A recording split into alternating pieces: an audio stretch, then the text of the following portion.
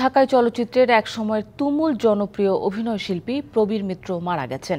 রবিবার রাত 10টা 10 মিনিটে রাজধানীর একটি বেসরকারি হাসপাতালে জীবনাবসান ঘটে জাতীয় পুরস্কারপ্রাপ্ত অভিনেতার। প্রবীর মিত্রর মরদেহ দুপুরে নেওয়া হবে তার চিরকালের কাজের জায়গা এফডিসিতে।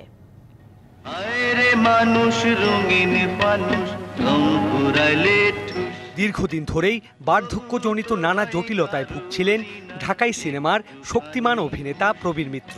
22শে ডিসেম্বর গুরুতর অসুস্থ অবস্থায় 81 বছর বয়সী এই অভিনেতাকে ভর্তি করা হয় হাসপাতালে। শিয়া বাটার ও ভিটামিন ই সমৃদ্ধ lily glam beauty soap. Lily, always beautiful.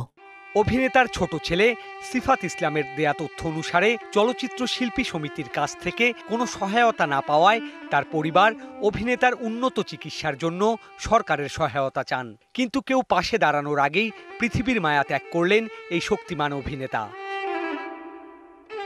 ভালোবেসে মুসলিম নারীকে বিয়ে করে ধর্মান্তরিত হয়েছিলেন প্রবীর মিত্র। প্রয়াত এইচ আকবরের জলছবি চলচ্চিত্রে অভিনয়ের মধ্য দিয়ে রূপালী পর্দায় অভিষেক ঘটে প্রবীর মিত্রের।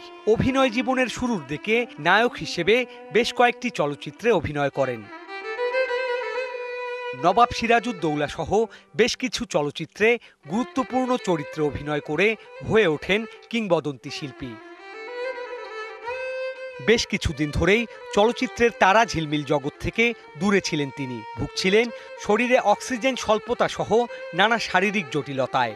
অবশেষে অনেকটা নিভৃতেই চলে গেলেন অনন্ত লোকের পথে। প্রবীর মিত্রের মৃত্যুতে চলচ্চিত্র অঙ্গনে নেমে এসেছে শোকের ছায়া।